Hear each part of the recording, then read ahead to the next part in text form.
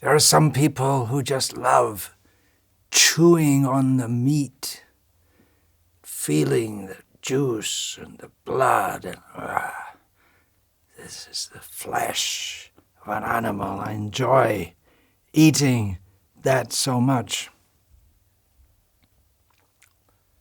Are such people any better than the animals that they eat? Animals also enjoy eating meat. They enjoy the feeling of dominate. They catch an animal,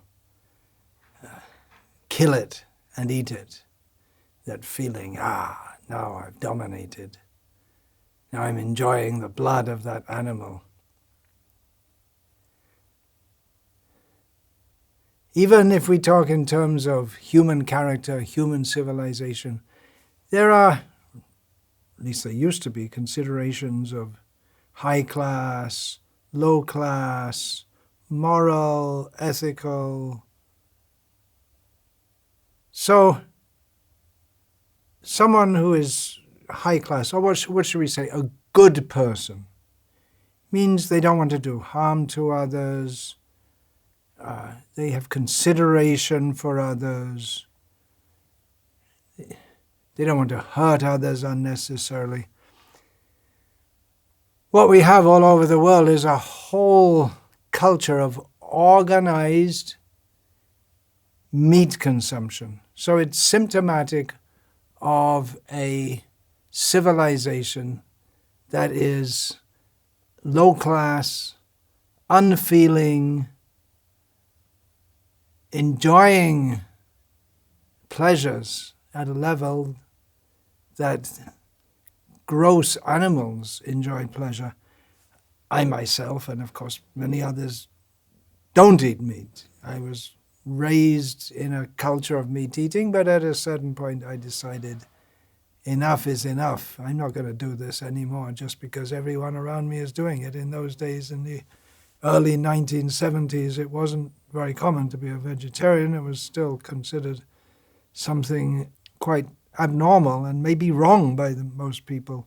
Since the 1970s, vegetarianism and now veganism has expanded exponentially, especially in the Western countries. Good. But still, the great majority of people who consider themselves civilized, good, decent people didn't rise above the level of enjoying the flavor of flesh and blood of other living beings.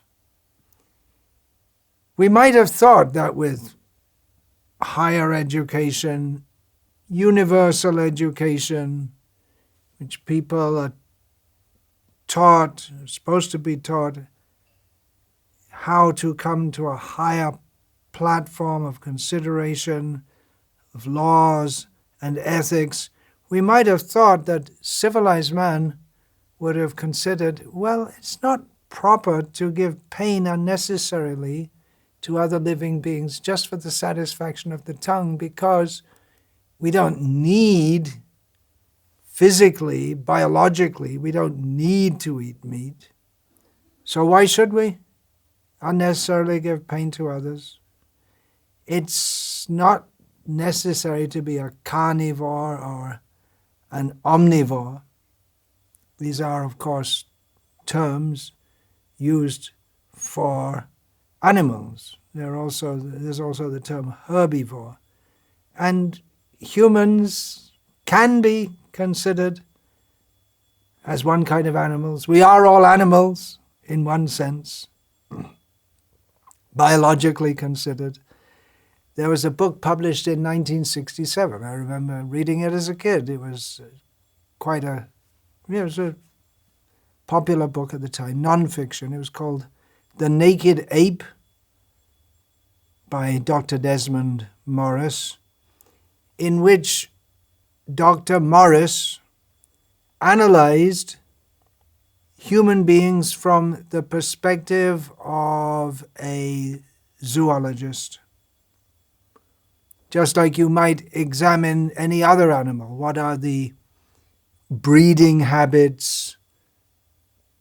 of, for instance, lions, breeding habits, sexual behavior, social behavior. Of course, there are different ways to analyze zoologically, but you could say the sociology, what we would call sociology, analyzed from a biological perspective. Social habits, defensive mechanisms, instincts, and so on. That humans have so much in common with animals is also understood or presumed in the fact that experiments are conducted on animals. Now, there are experiments for instance, some drug. What is the physical effect on the body when new drugs are being tested? First, they're tested on animals, not just drugs. Things like floor polish. First, it'll be put in the eyes of laboratory rats or whatever to see what kind of reaction they have. The idea is that, well, if it's a very severe physical reaction, then we could maybe expect that in humans also. So laboratory animals are used for testing, but not just for various chemicals and drugs, but also this psychology of animals is examined and mapped onto that of humans. A very well-known early such experiment was that of Pavlov's dogs. Dr. Pavlov made an experiment in which he would ring a bell loudly within earshot of dogs each time just before he fed them. And then he noticed, or he was expecting such a result, that the dogs start to salivate as soon as they hear the bell. Although the bell itself has got nothing to do with eating per se, but because they're used to hearing a bell ring before they're fed, their eating process begins with expectation of food, salivation. So this shows a level of intelligence or psychological mechanisms within dogs that they associate as a repeated stimulus. They can associate it with something else which is not directly related. Normally, a dog would start to salivate when you put the food in front of him, or maybe when it sees the food and understands it's to be given to him. So this is mapped onto humans also, that certain signs, certain stimuli, although they're not directly related to a specific phenomenon, it can be understood that we also do that. Similar kind of thing. You ring a bell in the school yard where the kids are playing, and they know it's a sign for them all to rush in. Or another bell at the end of the day, and they all of a sudden, a feeling of relief comes over them, and they all start talking very loudly. So Pavlov's dogs or any other animal experiments, psychological experiments, they may not 100% map onto human behavior, but often enough, at least to give some indication or pattern that we can map onto human behavior and make some preliminary conclusions, or at least hypotheses. Even without all this experimentation, we can understand that, for instance, a dog left alone, locked up all day, becomes lonely. Therefore, in some states in America, it is illegal to own a dog unless you can give the dog company. If you can't be at home, if no one's at home for the dog, then the dog has to be put in a place with other dogs or somewhere where you can have some company. As humans, we can understand to some extent the various sounds that horses and cats and dogs make. They make varied kinds of sounds. We can understand a sound of distress or pleasure. So we understand that animals can be happy and understand that they can be sad. We can understand to some extent what they are expressing. Last time I was in Vellore in Gujarat. I was staying in an apartment just close to the temple. When I came out of the apartment, there was a stray cat there. Actually, pretty much all the cats in India are stray, looking very mangy and thin, and looked at me very intently. Meow, meow, meow. I could understand. I don't know cat language, but I could understand. It was asking for some food. It was importuning me to give some food. I understood that. And then I asked the devotees, bring some milk. And the cat took all the milk that we gave. It was hungry. So we can understand that animals have feelings, which means that if we think we're being very moral, then we shouldn't unnecessarily cause distress to other humans. But what about not causing distress to animals also? We are all animals. We may be very proud of our human civilization, building big buildings. Bees and ants also do their engineering and make superb, for their needs, the kind of construction they make is superb. In terms of organization and cooperation, the ants and the bees in many ways outdo us. So we can see that we are animals, and in some ways we're behind the animals also. A lot of what goes on in human civilization is simply indulging in animalistic tendencies. For instance, in much of today's world, people rely on having their own transportation to move around and do the things they need to do. Here in India, still the most common means of transportation is a motorbike or scooter, or if you're lower down on the income level, a moped. Increasingly, people have cars. In countries like Britain and USA,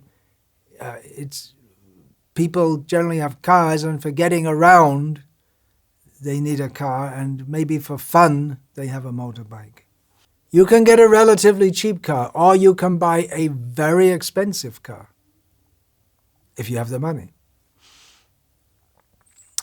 Similarly, you can live in a house, small house, but people who have lots of money, they tend to live in houses which are much bigger than they actually need. So the car, the means of transport, and the house, the place of residence, they're not simply to fulfill our basic needs. They're not simply utilitarian, but they're to advertise one's prestigious position. To drive a Mercedes-Benz car or a Rolls-Royce, especially a Rolls-Royce, is more prestigious than driving a simple Volkswagen. It's to show, I'm better than you. Just like the animals the dogs may snarl and show their teeth, show their hackles, trying to show, I'm better than you. I'm more powerful than you. Even when one country invades another country, it's territory, territorial rights, just like animals like cats and dogs have their sense of territory. If another dog comes into what one dog considers to be his own territory, that dog will bark at the intruder. So similarly, this sense of territory, this land, you think it's your land, but we want to make it our land. We want to dominate over you. We think that it's wrong for one country to invade another country, that each country should have its own territory. And for that reason, we have passports and visas, and persons from certain countries are allowed very easily in another country.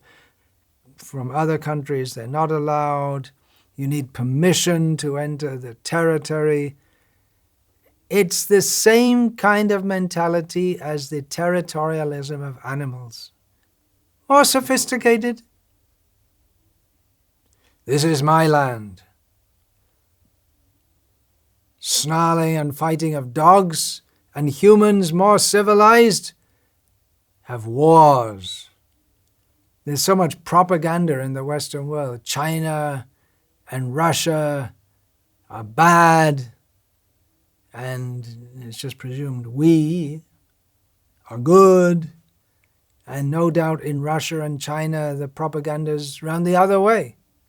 That over there in the West, they're the baddies, we are the goodies. Yeah. Russia and China, we highlight everything they do wrong, even if it's not wrong. They do wrong things. We cover up or downplay or deny our own atrocities. We try to silence or torture those who, within our own ranks, who try to point that out, that we ourselves are not so clean and good as we would like to show ourselves to be.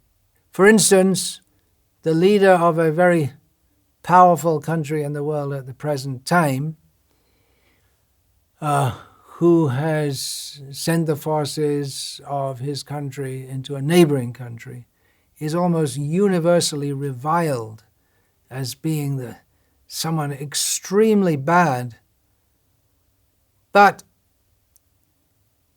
we don't see any such revulsion for the leaders of our own countries, who are also overseeing. It's not seen by the public, but overseeing all kinds of horrible things are done. Any powerful country, the leader of any powerful country is leading all kinds of horrible covert activities. They try not to show it in many cases, but all kinds of things. Torture, kidnapping, and silencing political enemies, either by propaganda or by arresting them or keeping them in prison on flimsy charges, assassinating them. The so-called civilized countries, those who claim to be civilized, they do it. We don't see that. It's surprising how I see in the Western world how even very intelligent and seemingly well-informed, worldly wise people, they just parrot the same propaganda that everyone buys into. Those are the baddies, we are the goodies. When we torture people, we do it because we're civilized. It's unfortunate but necessary. Well, we don't really torture people. That's only what those barbarians do, right? They do it all the time. We do it. Sometimes we have to do. Better not talk about it. The paragon of British civilization is considered to be Sir Winston Churchill, who in a vote just a short time ago, maybe 2-3 years ago, was considered the greatest Englishman in history. He was instrumental in galvanizing the British people to resist the Nazis, and eventually the Nazis were overcome. Of course, it wouldn't have happened if it wasn't for the intervention of the Americans and the Soviets. Britain likes to take more credit than it's due in this matter. And it was considered a major victory for civilization to stop the Nazis, because later, as it became found out, how the Nazis had systematically killed millions of people. Some people deny it, but seems to be pretty good evidence for it. Millions of people, including especially Jews and then gypsies and homosexuals and physically and mentally disabled people, political rivals, and so on.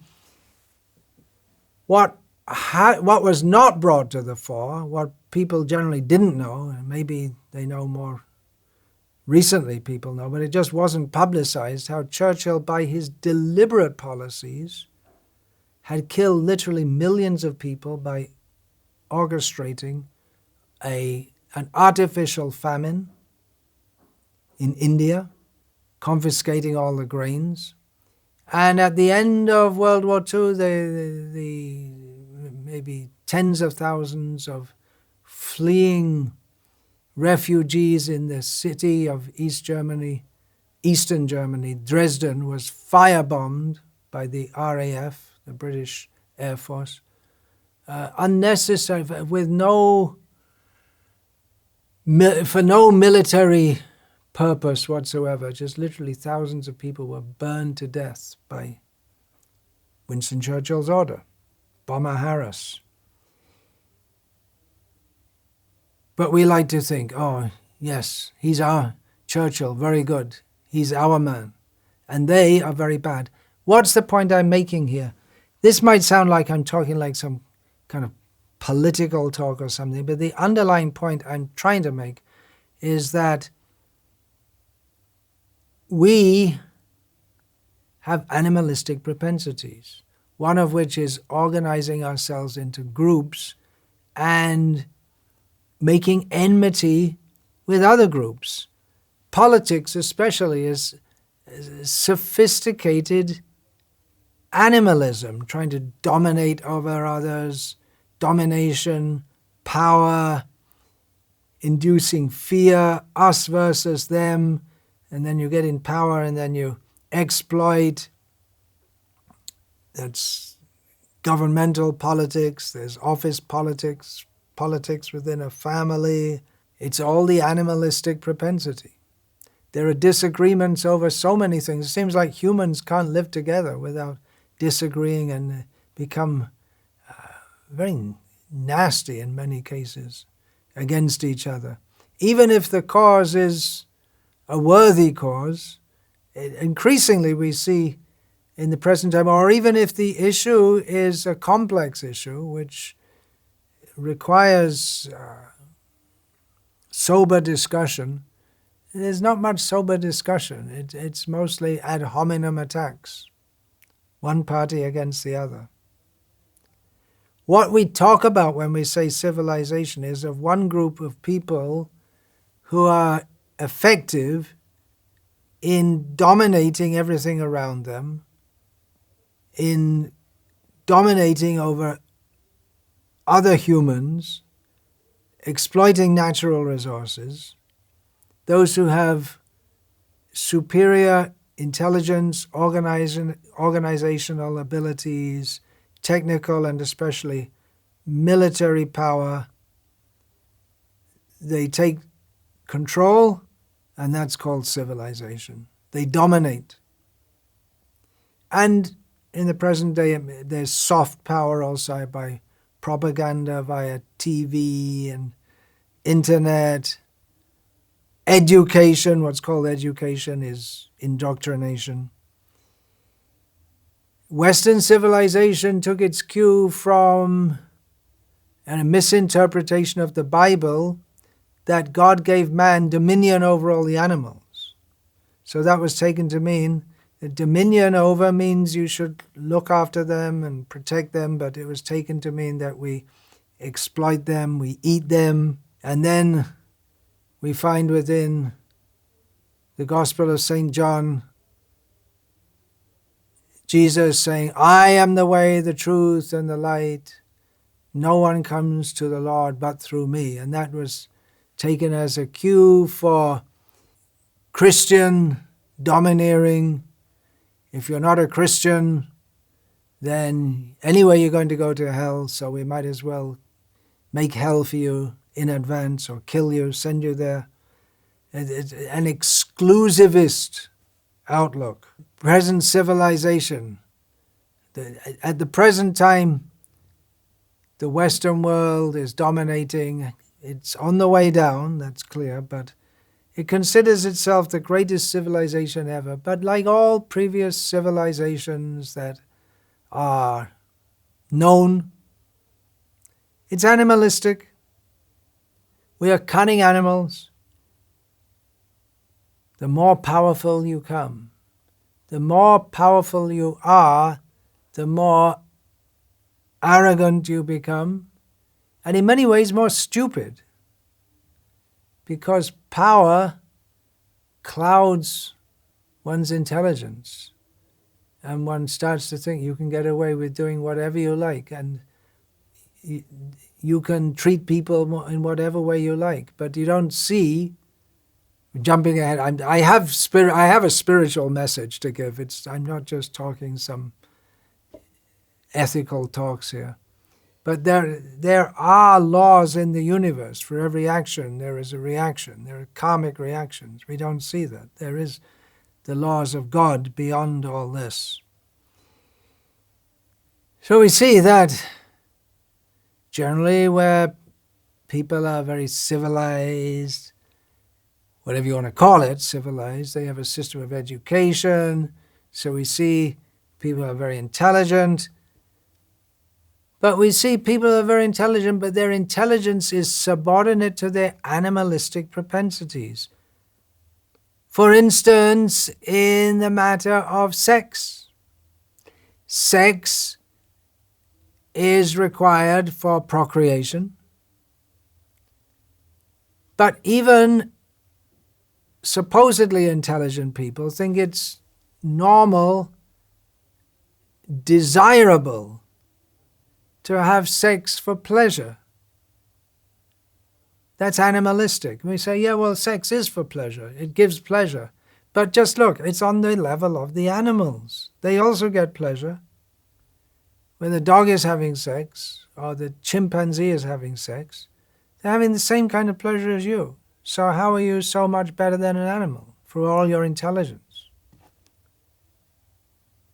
It's normal that what is considered a good, moral, civilized person, but yet he engages in abominable activities like illicit sex, meat eating, intoxication, gambling, directly or indirectly exploitation of others. This civilization, so-called, is all based on exploitation. Even all this technical equipment which we're using right now is based on exploitation of the earth's resources. Coffee, chocolate, tea, that's based on exploitation of cheap or bonded labor or child labor in some cases. Eating meat is based on torture of animals in most cases nowadays, not to speak of killing them. It's animalistic. Among animals, there's no ethics, there's no morality. Might is right is the law of the jungle. The animal kingdom is cruel. A cat kills a bird, okay, so the cat's going to eat the bird, but the cat never thinks, oh, the bird is suffering, or to speak of the mate of the bird who isn't killed. I've seen once in Gujarat, I was out walking early morning, I saw a rabbit running terrified, wild rabbit of course, and way behind there's a pack of dogs running after the rabbit. Then I was out chanting Hare Krishna, Krishna Krishna, Hare Hare, Hare Rama, Rama Rama, Hare Hare, in the countryside in Gujarat. So I walked some distance and I came back. When I came back, I saw the rabbit was dead. So the dogs had chased that rabbit and killed it, not for food, just for fun. Animalistic. They're animals.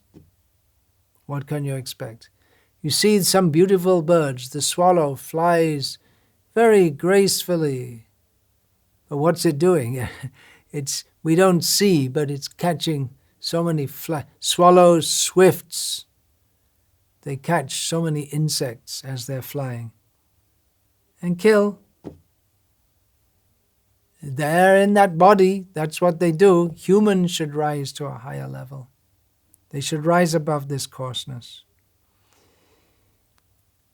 Animals, they'll go to great lengths to protect their own types, especially the mother of a group of puppies will protect, for instance, they'll protect the puppies. They'll go to great lengths to protect their own, in their own group. Generally speaking, animals don't think of animals in any other group. It's our group, and we look after our own. There may be some animals, we hear of dolphins sometimes protecting humans, dogs, they're kept for protection, to protect the master who is a human animal against other human animals. Dogs are kept for protection because they will put themselves at risk to protect their master. And they sometimes kill others also. It's fairly common, probably every day somewhere in the world a dog kills a human. Dogs are also seen to mourn if their master dies. So there is a sense among some animals of feeling for animals outside their own group or putting themselves out for others. It's not developed in a philosophical way like the concept of morality. Animals can't formulate such ideas. However, among humans, however much we may talk of humanitarianism, what's really going on in the world is might makes right. Hitler put forward his theory. We're Germans. We're better than you. We need more land. We're going to take your land. He was open and blunt about it. But nowadays, invasions are often conducted under humanitarian. We have to help these people. They need democracy, and we need to steal their oil. We don't say that. It's hypocritical. The British Empire was justified in the name of civilizing others. The massive looting and exploitation, but in a very sophisticated way. And after all, it's our right, it's our duty to go into other countries and subjugate their political systems and exploit their resources because we're civilized and we are civilizing them. They did develop the countries also, just like in India the British built railroads and bridges, but the point of making that infrastructure was to facilitate the Britishers' exploitation of the resources of India, to extract the wealth from India. It wasn't done altruistically. Might makes right is the law of the jungle, and although we may pride ourselves in being more advanced and having higher principles, that's what's actually going on. That's what works in the world. Another point, just underlining the point that we are animalistic. And gradually, I'll come to the spiritual message. You may be wondering why I'm talking so much like this. There is a spiritual message, which means to go beyond to go above our animalistic propensities. So another point is that biologically, we can understand that racism has no basis. It's the same kind of blood in black bodies or white bodies or yellow bodies or whatever. But despite propaganda to stop racism, it just goes on and on. And it's not just white versus blacks, but there's also casteism, and then there's English don't like the Irish, and it goes on. People from the southern states of America they tend to be skeptical of Yankees, people from the north, and it just goes on and on and on. It's tribal consciousness. It's something biological. Is it because we're just animals? We just don't like people who are not the same type as us, who are not in the same group as us. People in my tribe are good. People in your tribe are not good, unless we make some kind of alliance, which can be broken at any time. But I identify with my tribe, or my country, or my race, and others who are not part of my group. We don't trust them, we don't believe them, we don't listen to them. Their voices don't get to be heard. The events unfolding in Ukraine at the present time have excited much outrage in the Western world, but not nearly so much as similar fighting and destruction, which has been going on for years in Yemen, for instance. What to speak of the sufferings of people in Afghanistan, thanks to the presence of Western troops who thought they were doing a good job for Afghanistan by going in there and killing tens of thousands of people. Ukrainians, we feel so much empathy for them. And yeah, we should do. It's not a very pleasant situation that their country's been put into by any means. But we don't find the same, I'm talking about from the Western perspective now, we don't find anywhere near the same level of empathy for people in Yemen, and what to speak of places in Africa which are under constant fighting and war. We hardly even hear about it. We don't seem to care about it much.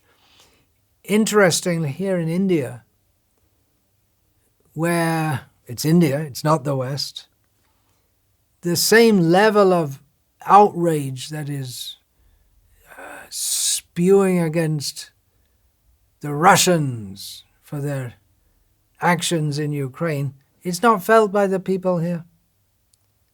Maybe because they have different territorial priorities. Indians tend to distrust British intentions. They have a history of camaraderie with the Russians. And again, I'm not trying to make any political point. I'm just saying how we line up. It's like a tribal consciousness based on the concept of I, me, and mine. Another example. Just a few years ago, the junior pilot of a Eurowings flight, Eurowings, a subsidiary of Lufthansa, the German airline, the junior pilot of a Eurowings flight deliberately crashed a full plane, killing all the people on board, including himself, of course.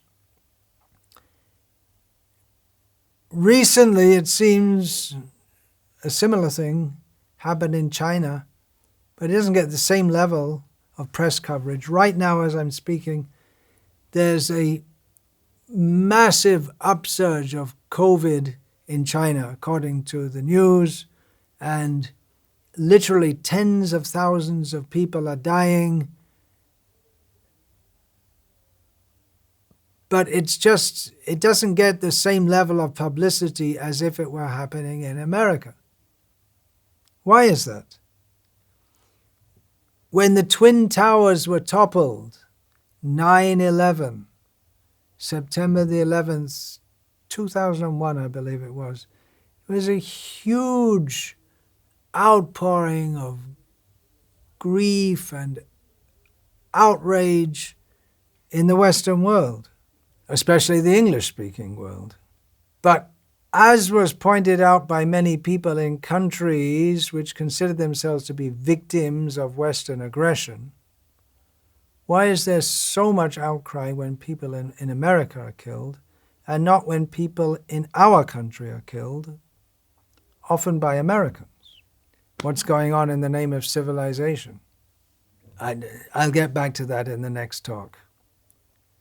Really, I'm just analyzing the human condition, how it's animalistic.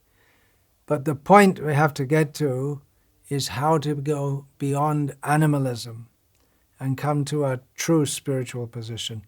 I plan to get through to that in the next talk.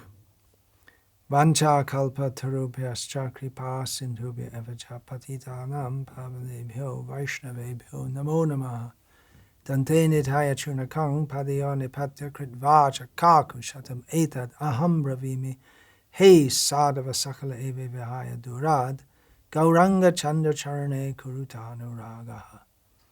Parivadatu jano yatha tata va nanumukaro navayang vicharayamaha. Hari rasamadira madati mata bhuvi vilutama nartama nirvishama. Hare Krishna, Krishna Krishna, Hare Hare. Hare Rama, Rama Rama, Hare Hare.